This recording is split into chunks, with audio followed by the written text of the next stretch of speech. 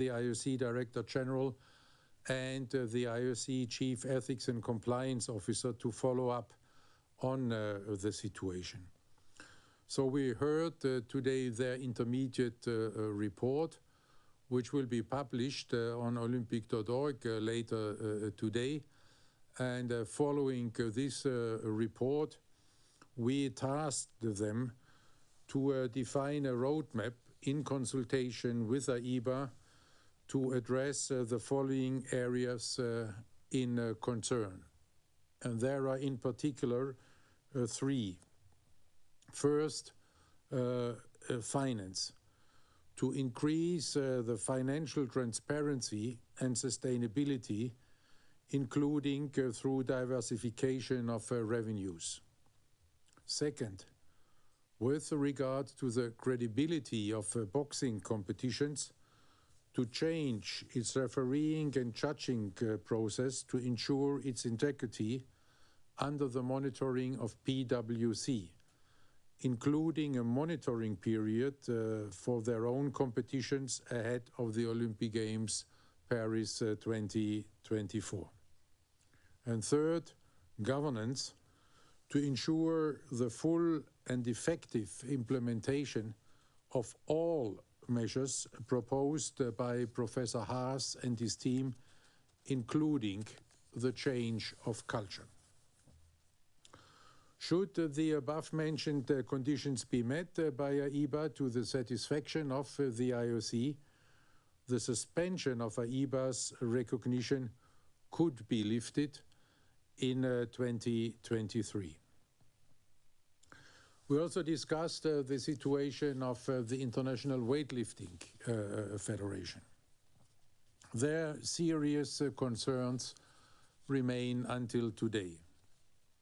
First, the EB is disappointed about the ongoing governance instability, which maintains in charge of the current IWF leadership and further delays the transition towards an effective change of culture. Second, confirmation is required that there will be no relaxation of the eligibility criteria in the current IWF constitution or in the application of these criteria. There should be no further delays in the elections. And fourth, the link between the number of quota available per country and the doping history of the respective national federation is required in the proposed qualification system for Paris 2024. And we will, of course, continue with a strict monitoring of this evolution.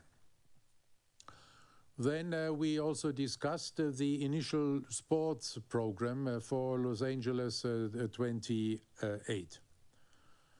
There we had an excellent recommendation by the Olympic Program Commission, which the IOC Executive Board then followed. So building on the success of Tokyo 2020 as the most engaged Olympic Games ever, and with the endorsement from the LA 28 Organizing Committee, the IOC Executive Board today decided to include skateboarding, sport climbing and surfing in the list of 28 sports to be submitted for approval at the upcoming IOC session in February in Beijing. The proposed inclusion of these youth-focused sports is based on their significant contribution to the overall success of the Olympic Games Tokyo 2020, their commitment to innovation and the partnership expressed by LA 28, and also recognizing the deep roots each of these three sports have in LA and in California. At the same time, the IOC and the LA Organizing Committee renewed their joint commitment to prioritize reducing the costs and complexity of the Games. And these 28 sports included in the initial sports program for LA 28 are governed by the following international federations: World Athletics, World Rowing, Badminton World Federation, International Basketball Federation, International Canoe Federation, Union Cycliste Internationale Cycling, International Equestrian Federation, International Fencing Federation, Fédération Internationale de Football Association, International Golf Federation, International Gymnastics Federation, International Handball Federation, International Hockey Federation, International Judo Federation, United World Wrestling, International Swimming Federation, World Rugby, World Taekwondo, International Tennis Federation, International Table Tennis Federation, International Shooting Sport Federation, World Archery Federation, World Triathlon, World Sailing, International Volleyball Federation, International Surfing Association, World Skate, International Federation of Sport Climbing. For boxing, weightlifting, and modern pentathlon, there will be a pathway for inclusion in this initial sport program. These three sports may potentially be included in the LA 28 initial sports program by the IOC session in 2023, if by then the respective international federation will demonstrate to the satisfaction of the IOC Executive Board that they have addressed the following areas. First, AIBA. AIBA must demonstrate that it has successfully addressed the ongoing concerns around its governance, its financial transparency and sustainability, and the integrity of its refereeing and judging processes. Second, IWF. IWF and its future leadership must demonstrate its transition towards compliance and effective change of culture. Furthermore, they must successfully address the historical incidents of doping in the sport and ensure the integrity, robustness, and full independence of its anti-doping program. Third, and this is different, very much different from weightlifting and boxing. Third is UIPM. UIPM must finalize its proposal for the replacement of horse riding and for the overall competition format.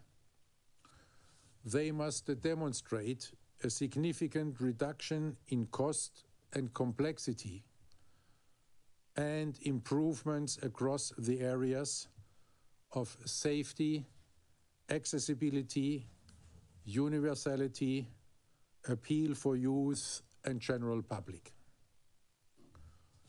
With regard to football, the IOC will continue to monitor the evolution of the international match calendar.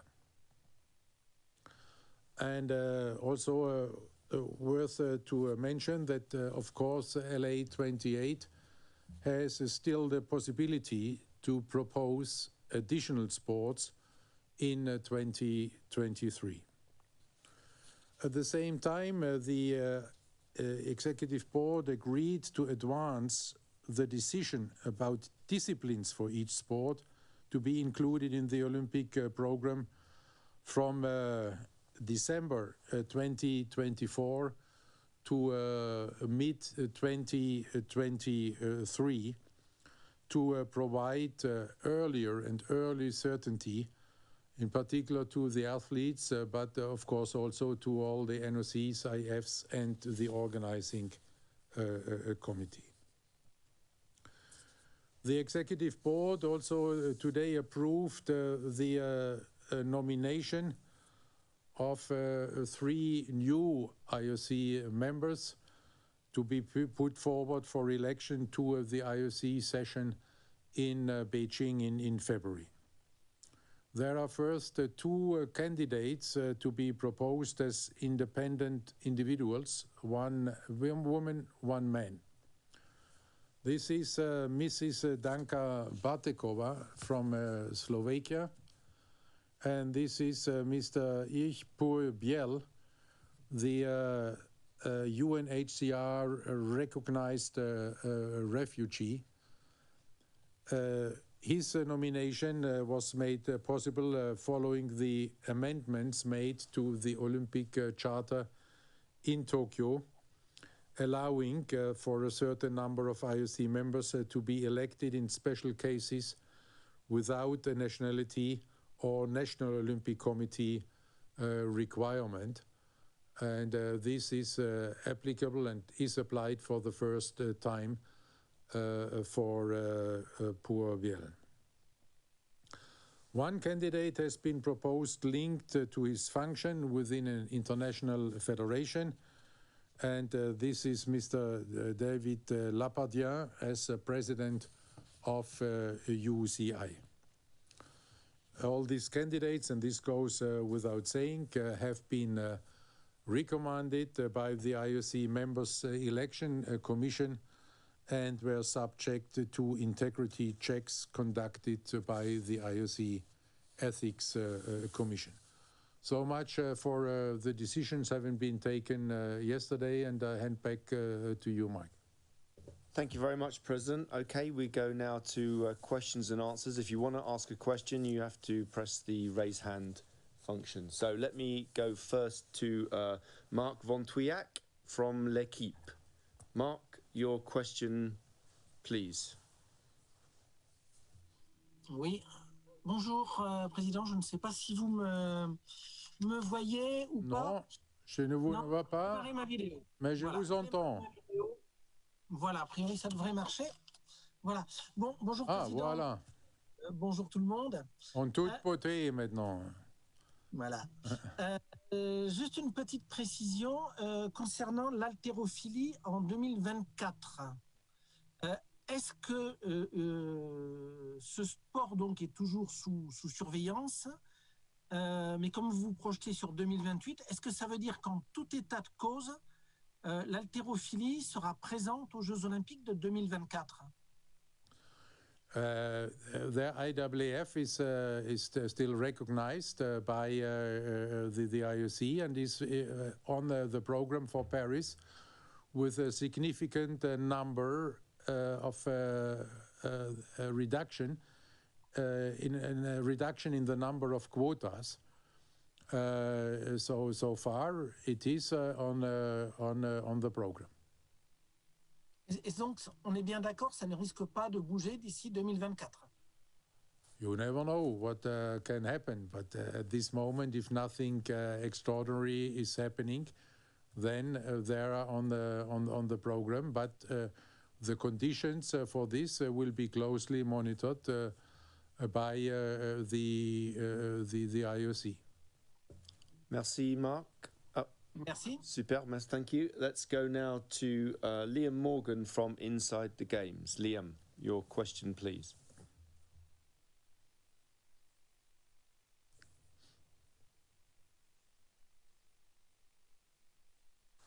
Hello, can you hear me okay?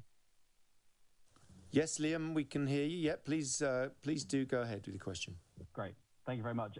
For the President, if possible, regarding the announcement of LA 28, I mean, the IOC for years has been banging on about and saying that they're going to reduce the size of the program. This means that we could have as many as 31 core sports at LA 28.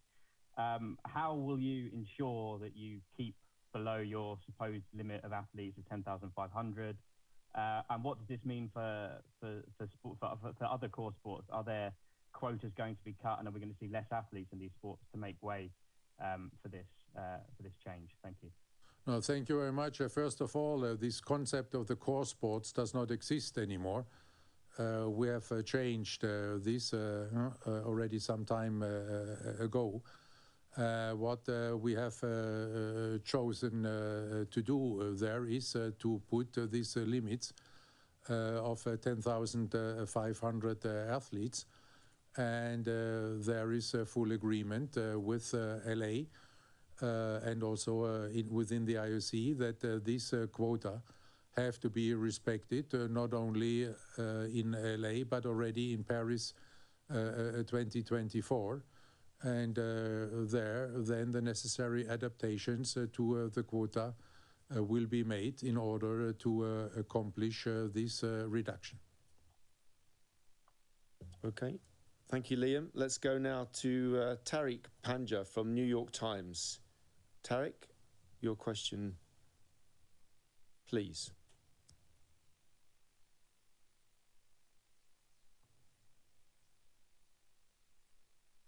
Hi, can you hear me? Yes, please. Yep, go ahead. President Bart, I've got just a couple of questions. Just on football at the moment, there is a lot of talk over the international match calendar.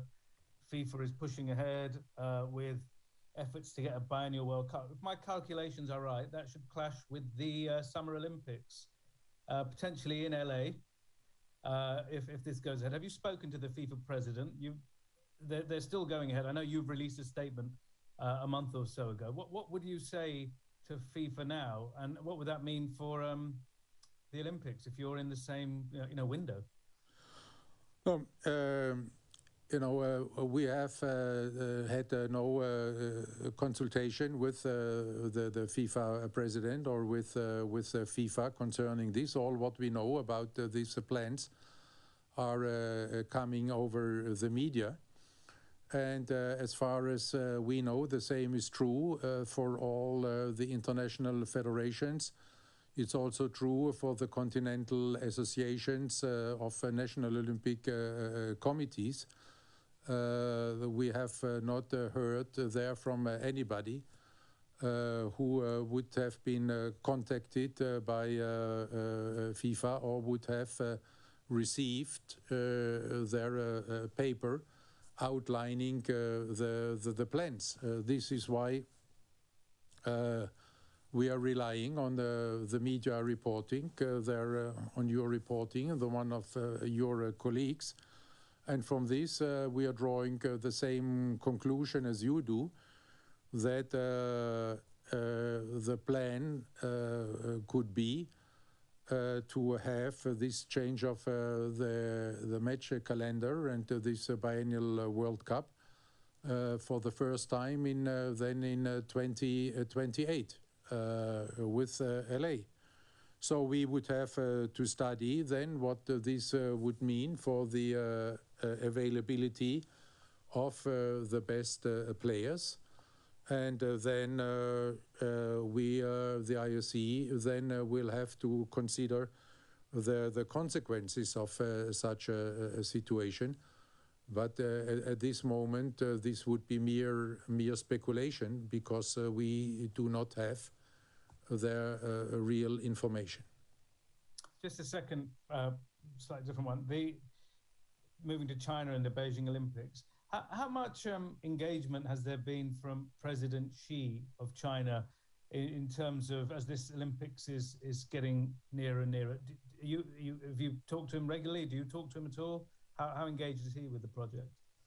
Well, the Chinese government, as every government of any host country, is of course engaged in this. You can see now, the French government and the French president being very interested and very involved in the preparation for the games. You can see the same with the Italian government, and Therefore, we are having contacts with all these governments, of course, and the same applies to China. Thank you, Terry. Let's go now to Masashi Inoue from Kyoto. We haven't seen you since Tokyo, so very pleased to have you with us. Yes, thank you, Max. Thank you, presenter. Thank you for taking my question. I have some simple questions about the Chinese tennis player, Peng Shuai. Have you ever met or talked with her in person before? And how did you identify that the lady you talked remotely the other day, last month, was Miss Peng? And it could be someone else who looks like pretty much like her. So could you tell us that? And also, did you talk anything about sexual assault by the former Chinese vice premier with her? Thank you. Everybody agrees that it was Peng Shuai, and this was also obvious in her reports and in her declarations and telling about her life and her story. So I haven't heard any doubt by anybody about this identity. And secondly, I can assure you that all aspects of this case are being discussed with the Chinese side. Have you met before with her in person? I know, but I just explained to you that nobody has any doubt. You are the first one who is coming around with this idea. And just follow-up question. The IOC offered support to her so that she can, because I think if she's safe, she doesn't need any help. So why? What makes the IOC to offer the support to her? Thank you. Because she is obviously in a very fragile situation. If there you see the allegations she made, and if you try to put yourself, into the human being confronted with such a situation, and also realizing what effect this has in the world, you can easily imagine and feel that this does not left you as a human being untouched, and this is why we are offering this support to her. Thank you very much. Let's go now to Wakako Yuki from Yomiuri Shimbun. Wakako.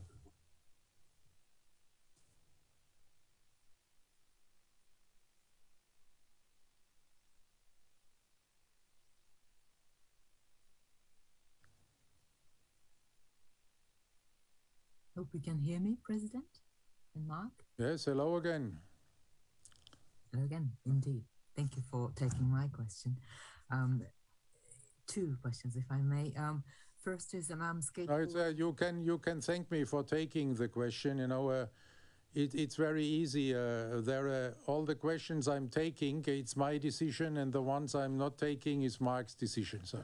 Okay. Well, I have to then thank Mark for taking my question. Yeah. So, skateboarding and sports climbing and surfing. What sort of aspects within the Tokyo Games performance earn them those precious slots within 28? And second question actually is, if you allow me, the usual wrap-up of the year end. After this unprecedented Olympic year, what was your most difficult, hardest and probably most happiest? Especially I'm being very curious. The Tokyo Games experience, did it give you any fresh insight into why do we need to keep Olympic flame alive despite of all those such difficulties? Thank you. Thanks, Wakako. We'll come to the President in a minute for that second question, but I think we'll go to Kit to answer on LA on the program. So Kit, for you. Yes, thank you very much, Mark, and thank you, Makako, for the question. Good evening, and good to see you again. Look, I think in regard to these three sports, Makako, the interest and the excitement around having these sports in the program has been evident right from 2015, 2016, when they were first proposed by the Tokyo organizing committee. They're bringing new communities of athletes, young people around the world into the Olympic movement. They're globally popular, they're easily accessible around the world, and they have a global audience as well. Building on all of these natural attractions that these sports have and what brought them into the program for Tokyo already, now that we've seen them in Tokyo, we've seen the success on the Olympic stage. All three brought the best athletes that they have. All three had a really strong impact in terms of broadcast, digital engagement, all of these indicators around the games, and reached out to new audiences.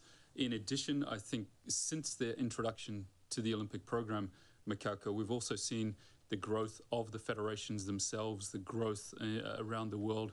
We've seen these communities that already existed, be it in Africa or Asia, start to really engage in the development pathways and starting to come through. We saw the first signs of that universality really coming through in Tokyo, now with the confirmation of all three in Paris and the very strong support of the Los Angeles Organizing Committee, the connection with Los Angeles and California that the president referenced at the start, the fact they would be in the games for the third time. We think they make a really strong addition to the initial sport program.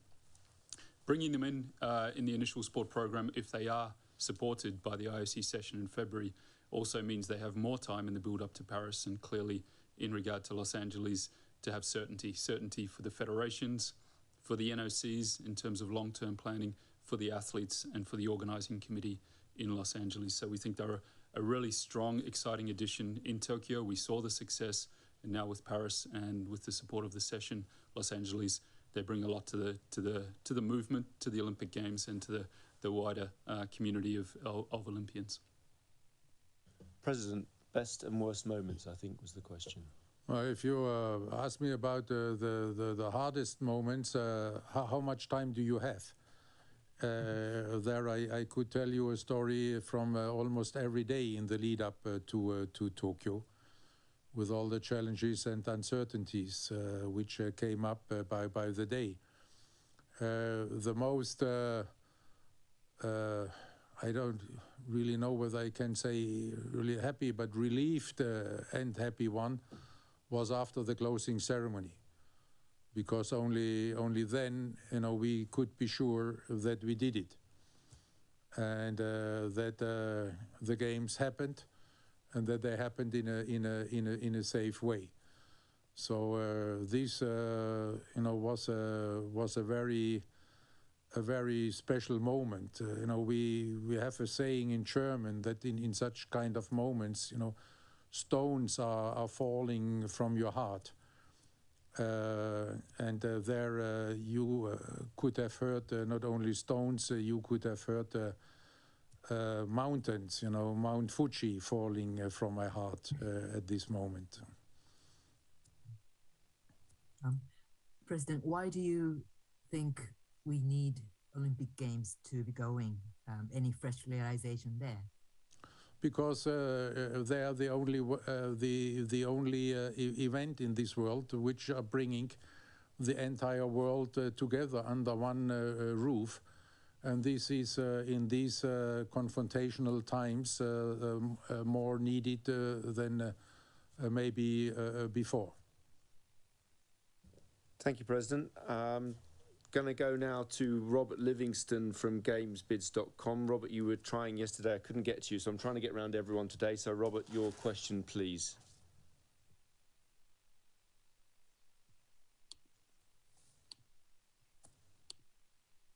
Hi there. You got me? Yeah, please go ahead. Thanks, Mark. Mr. President, so you touched yesterday briefly on the Sapporo Olympic bid, but you met earlier this week with the Salt Lake City Olympic Bid Committee, and I believe the mayor was part of that call. So I'd like to hear your impressions of that meeting. And they also suggested, or they said that they would be sending a small delegation to Beijing for the games. Will you be meeting with them then? And might you meet with some of the other bid committees as well? I was only in the beginning of this meeting present, so then for the rest, I would have to refer there to Christophe Duby, maybe, but I was very happy to get to know the third lady mayor of Salt Lake there, and also to see familiar faces again, like Fraser Bullock and others, and what you could feel and what I could feel there is this great unity there you had between the city, but also we had a representative of the governor, and then USOPC also being present with President Suzanne Lyons. So there was great unity and enthusiasm there. And this was a very good feeling, I must say. And from what I heard, there's a preliminary report then from my colleagues here who were then following up, was that the call there went very well, that they were very well prepared, that they were very well informed, and that the dialogue will continue to see then when Salt Lake City would like to enter into a closer dialogue with the IOC, and I think they're also looking for our advice there a little bit. So it was from at least the part I attended, a very friendly and fruitful conversation.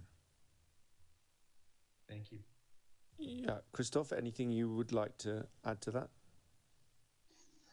Mark and President, courtesy of me testing some of the playbook rules and the one especially of isolation in case of close contact. I was not in the meeting. However, I know about the project itself. And President, one thing is extremely pleasing. It's the fact that the projects that are coming to us, including Salt Lake City, are really and truly reflecting the Agenda 2020. And everything we have worked upon from 2014 are fully reflected in those projects. So Salt Lake City indeed is building upon what they had done in 2002. They have refined their plan in the meantime for the Olympic Village in particular. But what we said they would do as future potential host, being Sapporo, Salt Lake City, it's building on what they have with proven capabilities, and this is really excellent. So Agenda 2020 from A to Z. And yes, indeed, we will have those delegations in Beijing to further discuss about what we've done in the meantime and the further reflections on the new norm and some of the potential savings to reduce cost and complexity. So indeed, this will be discussed with those delegations in Beijing during the Games. Thank you, Christophe. Let's go. Thank you, Robert. Let's go now to Hiroki Toda from Asahi Shimbun. Hiroki?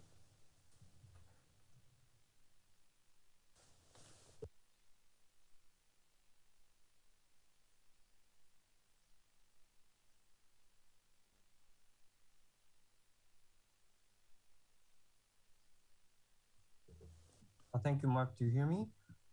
Yes, please. Yep, go ahead. Thank you. Yes, thank you, Mark. Thank you, President, for taking my questions. I have two questions, two different topics, but one is about modern pentathlon.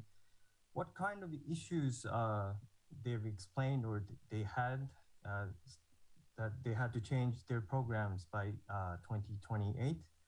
And the second one is the follow-up on the Winter Olympic in 2030 and 2034. Since Salt Lake is a strong candidate, is there a possibility that you might award them like double awarding like you did for Paris and LA? Thank you. Thank you very much. I can answer the second question right away, and then we give the first to Kit. You know, all this is in the hands of the future host commissions, of which I am not allowed to be a member. Over to Kit now to answer about modern pentathlon. Kit. Yeah, thank you, Mark, and thank you, Rocky, for the question. Look, as the president said right at the start, the situation with modern pentathlon is very different to the other two that are not included in the initial sport program, but have the pathway back, boxing and weightlifting. The situation with modern pentathlon is different. I think you're well aware of the follow-up from the UIPM, the International Federation, following Tokyo, where they went through a review. They've confirmed that the horse riding discipline will not be part of the program for Los Angeles in any proposal they make. Obviously, it will be for Paris because the qualifications start in just a number of months. But they've confirmed that horse riding will not be the fifth discipline of any proposal they put forward for Los Angeles. They're now going through a process of looking at alternative options that's framed around making sure the fifth discipline increases the accessibility to the sport around the world. I think they felt that the horse riding created some cost and complexity challenges in different countries for people to access modern pentathlon, for events to be put on. So they really felt that they needed to make the sport more accessible to get a wider audience into the sport and more people hosting the sport. So we can understand the motivation clearly around that step. So that process is now underway with the UIPM. They'll be doing testing of different alternatives throughout the course of the European summer in 2022, and then finalizing a proposal later next year. And once we see that proposal, once we understand how it meets those objectives of being more accessible, reducing cost and complexity, which is a critical element across the games, and obviously a focus of this modern pentathlon review, and we see the outcomes of that, we can further assess the situation. But right now, we don't know what that fifth discipline is. We know it's not horse riding. We know they're looking at cost-effective solutions for the fifth discipline. Once we see that, we can further review the situation there, Hiroki, and make a decision in 2023 regarding modern pentathlon. The other point I'd make is that the athletes have to be a very central part of that review process, and we've made ourselves available to discuss that with the UIPM Athletes Commission to make sure they have a very clear understanding of the position of the IOC and the pathway forward as well, to make sure that they're well educated on the process and understand fully what needs to be done from this point on. Thank you, Kit. Yeah, let's go now to Germany, to ARD and Hendrik Maassen. Hendrik.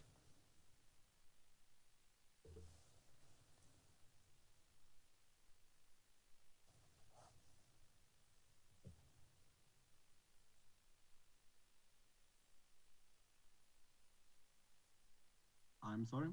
I hope you can hear me now. We can. Please go ahead. Thank you. Two short questions to the president about the Winter Games. A few weeks ago, a spokesperson said on the question whether products from forced labor will be used in the Olympic Games that you are talking to the organized committee about the supply chains. In the meantime, do you have confirmation that no direct products, clothing, merchandise, any items within the Games will come from forced labor? And your second question, we'll do both. Okay, Anta Sports announced earlier this year that they would continue to use cotton from Xinjiang. How do you ensure, Mr. Bach, that your own Anta Sports clothing is not made from forced labor? Thanks very much. I think we'll pass that one to Christoph, who's obviously dealing with all those issues. Christoph, can you take those questions? Thank you, Mark. And yes, indeed, we are working with the organizers and our partners. And our approach, Hendrik, is due diligence. And indeed, we have a pre-game sustainability report, which will be published on the 15th of January. So you will see the result of this work, which is really thorough. As you know, we have worked with the organizing committee from 2015 in this respect. And since then, we have documented the work that has been done. And we're going through this exercise with a first report, which we believe is truly important indeed prior to the game. So pre-game sustainability report on the 15th of January. As far as ANTA is concerned, same. We have a due diligence process that is in place. Verifications are being done, and we are very confident that we will get the full clearance regarding our closing prior to the games. When do you know more about this? 15th of January, Hendrik, will be the report. So, yeah, there will be the full report. Thank you. Yeah. Thank you. Okay, let's go now to our last question today, with apologies to everyone else who still wants to ask questions, but I think we've come to the end after 3 press conferences. This is Ed Hula from Around the Rings to finish off today. Ed, your question, please.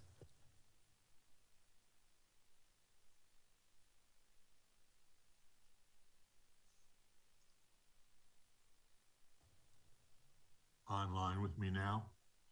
Yes, Ed. Thank you. Okay. Please, we can see you. Please go ahead. Here we go.